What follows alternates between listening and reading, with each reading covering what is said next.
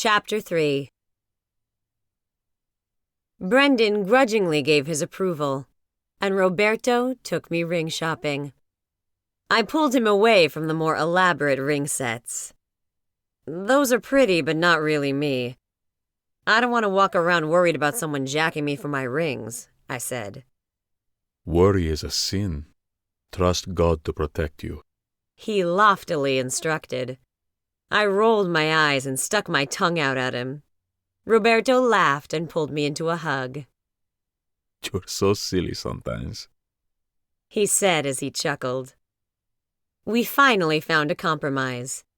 The engagement ring was a half-carat, marquise-cut diamond on a platinum band, and sat inside the wedding band, which was also platinum, with a sprinkling of diamonds embedded on the band itself. It was showy without being flashy.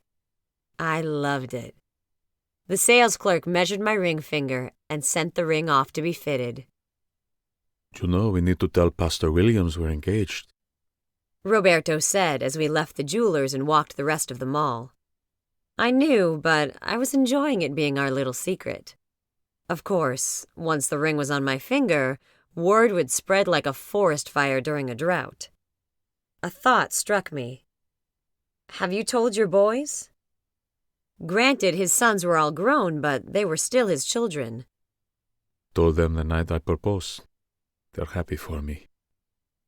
So mine were the only holdup, I said, a bit disgruntled. He stopped and swung me around to face him, placing his arms around my waist. My kids are grown, so it doesn't really affect them one way or the other. You can't blame the twins for being concerned. You're right, I sighed. Repeat after me. Roberto is always right. If you remember that, you'll save yourself so much trouble, he said with a grin. Oh, you, I sputtered. He kissed the words right off my lips. Ugh, must you two do that in public? Brianna complained as she joined us. Roberto reached out an arm and pulled her into the hug. She giggled as he kissed the top of her head. Sorry, kiddo. A man's gotta do what a man's gotta do. Besides, your mom was sassing me. Bree rolled her eyes. She does that a lot. I disentangled myself from Roberto's embrace and snuggled against his side, my arm around his waist. Where's your brother? Looking at video games, she said. We'd better go drag him out or he'll be in there for hours, I told Roberto. Can we get something to eat? I'm hungry, Bree said, like she hadn't eaten in days instead of just hours. Let's go get your brother and hit the food court, Roberto told her. As we walked along, Bree kept up a running dialogue. Mom, you wouldn't believe the sale Rainbow is having. They have $3, $5, and $7 racks. I saw a bunch of shirts I like. Can we go in there, please? Brianna was a clothes horse. She didn't like wearing the same outfit more than once or twice if she could help it. God had been generous with her, and usually she had a steady stream of money passed through her hands to afford the things she liked to buy. Today wasn't one of those days. We can go look, but I don't have any money, and wouldn't until payday next week. How much do you need? Never mind, here's 20. If you need more, let me know, Roberto said as he nudged me gently aside to reach into his back pocket for his wallet. Roberto, I chided, laying a restraining hand on his arm. Nina. He echoed, still moving as though my hand was insubstantial. I don't allow the kids to ask people for money. It was the way I was raised, and I'd passed that training on to my children. First of all, she didn't ask. I offered. Secondly, I'm not people. I'm family. He held out the 20 to Brianna while holding my gaze. It was a contest to see whose will was stronger. Brianna, smart child that she was, knew not to touch the money unless I'd given my permission. I could also sense her intense interest in the outcome of this battle. She'd seen me back her father down on numerous occasions. Black women weren't known for their weakness, and I was no exception to the rule. But I found myself caving under Roberto's dominance. With a sigh, I dropped my gaze and nodded to Brianna, indicating it was okay for her to accept Roberto's generosity. The thanks she gave Roberto held just a touch of awe. Wait until after we eat, and then you can go back to the store, Roberto said. Okay, she agreed. Floundering a bit internally, I walked along in silence. Roberto was a nice man, but I'd never once thought he was a pushover. I know me. I need someone strong enough to handle me, an alpha male. I'd seen glimpses of his alpha persona peek out from time to time, but seeing it and having it directed toward me were two different things. However, that wasn't my problem.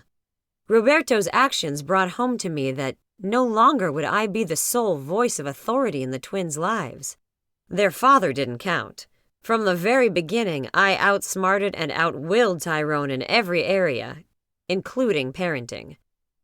The kids knew who the disciplinarian was. When I said no, I meant it. When Tyrone said no, it only lasted until they nagged. Then he caved. I wasn't used to co-parenting my children, and, truth be told, I'd gotten a little selfish. While they'd been taught to respect authority, they also knew I didn't allow just anyone to tell them what to do, and that included their grandparents. Even my mother knew not to override my decisions. I sensed that was all about to change. Bree, go get your brother, please. Roberto's request brought me out of my mental meanderings. The realization we were in front of the game store had just sank in when he swung me around in his arms to face him. Roberto's heavily muscled forearm locked against my lower back, and the hand he had clamped at the base of my hairline kept my head tilted toward him. Had Roberto been about to kiss me, I'd be happier. But one glance at his expression quickly dispelled that fleeting notion. Nina, if you or the twins need anything, let me know. All you have to do is ask. He might as well have asked me to drop 30 pounds in 5 minutes. I shook my head. Roberto, it's sweet of you to offer, but... It's not sweet. It's my job. He interrupted. Maybe when we're married, I'll... Nina, you're not listening. You need, I provide. That's the way this works. I tried to pull away, but he gripped me even tighter. His gaze bore into mine. Roberto, can we get something to eat now? Bree said you gave her $20. The twins spoke on top of each other. Roberto released me, and I heaved a sigh of relief, even as I glared at Brendan. Catching my look, he bit back what I knew was getting ready to come out of his mouth. We'll finish this later, Roberto murmured in an aside to me. Let's go. Everyone know what they want? I didn't mind letting Roberto pay for our food because I always reciprocated. But asking him for money? I couldn't, wouldn't. I didn't ask anyone for anything. I prayed and trusted God to supply. When he did, okay. If he didn't, something that happened less and less as I grew to know him better, I did without. But to ask someone for help? I'd been let down too many times in my life. I'd learned the hard way to depend on no one but myself. Because when it came right down to it, I was the only one I could rely on. Yes, I had trust issues. Major issues. I was learning to trust and depend on God for my needs. It had taken years to get to the point where I was today. I still didn't trust him fully. But I was nowhere near where I started. What Roberto wanted from me was something I just didn't think was in me to give. Mom, Bath & Body Works is having their semi-annual sale. The body cream you like is only $3 each. And I noticed Fredericks of Hollywood had their bra sale on, Bree said as we sat at the table eating. Darn it, I wonder how long that's going to last. I'm getting low on my favorite scents and wouldn't mind purchasing a few more bras. Oh well. People might think it strange that a woman my size shopped in Frederick's, known as they were for their sexy costumes, but they sold the most wonderful bras. Sexy, yet still large enough to fit my figure. Roberto and Brendan were discussing video games, so I asked Bree more questions about B&B and what scents were on sale. She started naming the ones she knew I liked, and my hands literally clenched with longing. But I had to wait. Waiting builds character, right? Besides, I had enough body cream at home on my dresser to last until the end of the year. I consoled myself with the thought, even if they weren't the ones I wanted. I sighed, swallowed my longing, and determinedly changed the subject. Bree wanted to go to the movies. That led to a discussion on what films were playing at the theater, which lasted until we finished eating. I gathered our discarded containers and put them on a tray to be disposed of, listening with half an ear to Roberto and the children until something he did made him the focus of my attention. Bree, you have the 20 I gave you. Brendan, here's 20 for you. Walk with your sister to Rainbow and wait while she shops. And then Bree, you go back with Brendan to the video store. Your mom and I are going to do some shopping and meet up with you when we're done. Is that okay with you? He asked me. Sure. Business accomplished, I was ready to go home. But I wouldn't spoil their fun because I was the only one without money. Since Roberto hadn't mentioned needing anything, I was curious to see what shops he frequented in the mall. He didn't strike me as a shopper. God knew I wasn't, except for on the rare occasion when the mood struck. At least I'm getting my daily quota of exercise with all this walking around, I thought, as we left the food court. I cast a puzzled gaze at him when he made a beeline for Bath & Body Works, but didn't think too much of it. They sold men's products, and it gave me a chance to look around and see what was new. Really not paying Roberto much attention, I headed straight for the body cream display and began sniffing testers. The Japanese cherry blossoms, one of my faves, was on sale. I found 2 new scents for my collection as well. Midnight Amethyst and Sensual Amber. Do you like those? Roberto asked. Smell. I held them up for him one at a time. Nice. He took them from me and dropped them into the bag he held. What are you doing? The question came out a bit suspicious sounding. Buying my lady something to help keep her smelling good. He said, his response smooth. In addition to the 2 he'd taken from me, there were 3 other varieties in the bag. All scents Bree and I'd discussed. How did you... I told you. I pay attention to everything that concerns you. Roberto stated, as though the answer should have been obvious. He glanced around. Anything else in here you want? Sprays, bath gels, soap? No, this is the only item I ever purchase. I don't use bath oils and gels. The lotions are too light, and I honestly couldn't tell you what the rest of this stuff is. Then let's go. He headed for the register. As we stood in line waiting, I leaned up and kissed him on his hair-roughened cheek. Thank you. I shouldn't let you do this, but I really don't want to wait 6 months to get these. Next time, these particular scents might not be on special. Roberto handed the bag to the cashier. I told you. You need? I provide. I waited patiently as she rang up our purchase, almost giddy with what Bree called my shopping glow. It's that giddiness you feel when you've purchased something, or a lot of somethings, you really wanted for a low, low price. Now, something for me. Roberto said as he handed me the shopping bag and propelled me out of the store.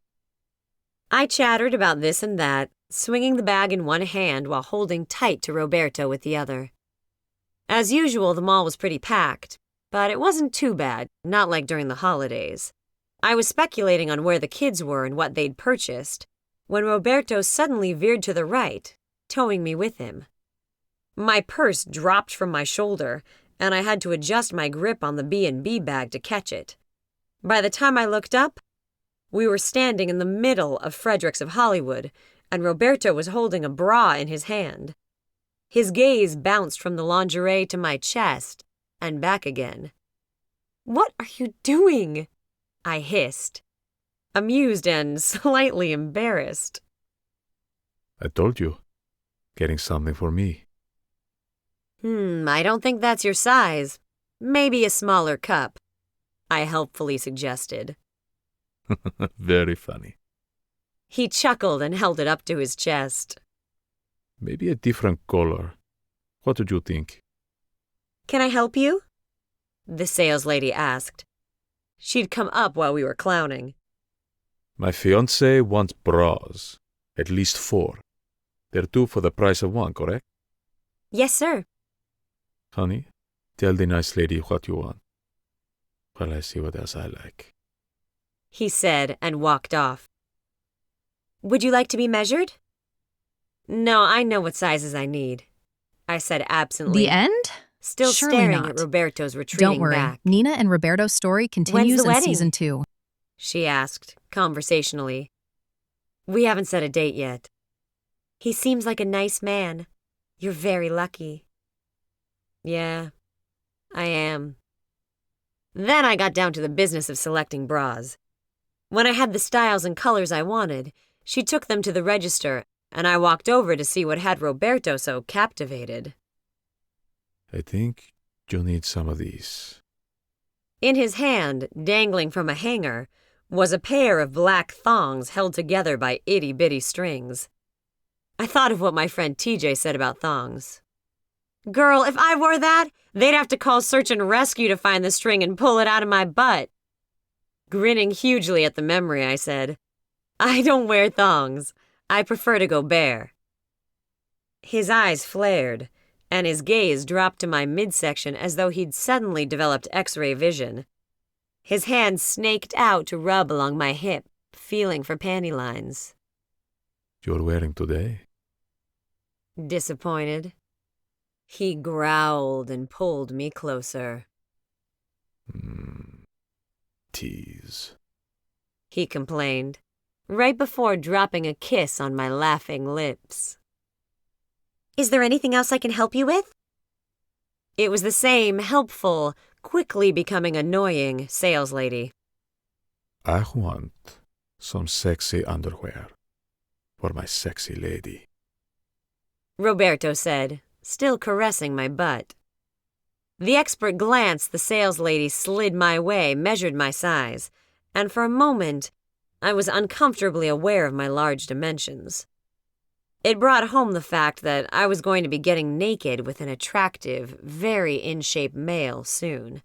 Something needed to be done about my weight if I wanted to go to my marriage bed feeling sexy and confident. Dang, no more excuses. Since I couldn't seem to find the time to exercise, I was going to have to make time, even if it meant getting up at the crack of dawn to do so. "Our plus-size apparel is over here," she spoke to Roberto, apparently realizing he was the one holding the purse strings. "We also have matching bras," she added. "Roberto, I don't—" The man shushed me. My mouth gaped, and once again I stood watching his retreating back as he followed the saleslady's direction. Nina, what size panty did you wear? He called out. I can't believe he just did that. Embarrassed, I glanced around the, thankfully, almost empty store. Since the store wasn't that large, I clearly heard the saleslady say, "I'd say a size 8. These are cut on the small side, so for a better fit, I suggest one size larger." "What she said," I answered, resisting the urge to go over and see what he was looking at, and instead wandered to the register. "I'll take some of these, and a few of these as well," he said. "Do you have any of those?" The rest was murmured.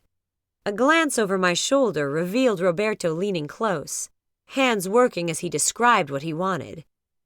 He looked up and caught me watching. "Nina, why don't you wait outside? I'll be with you in a moment.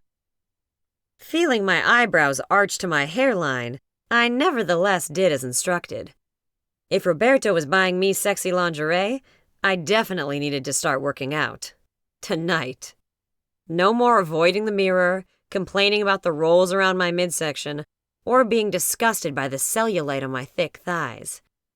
The one and only thing, other than my long brown hair and somewhat pretty face, I liked about my appearance was my size double D breasts. It was past time I did something about it. I found a place to sit and pulled out a book I kept with me always for just such occasions. 20 minutes later, Roberto exited the store, a huge grin on his face and a wicked glint in his eye. "Do I even want to know what's in the bags?" I asked. Something we'll both enjoy. Now let's go round up the kids, he said as he reached down and pulled me out of the chair. Before leaving for the evening, Roberto called a family prayer. Surprisingly, the kids responded good-naturedly to the summons, even saying a brief prayer of their own. I was the fidgety one, impatient to see exactly what was in the Fredericks of Hollywood bags. I was forbidden to view the contents until after he'd left. Needless to say, my jaw dropped and pulse pounded, and I was filled with a deliciously wicked sense of anticipation. Just wait until the twins went to their father again.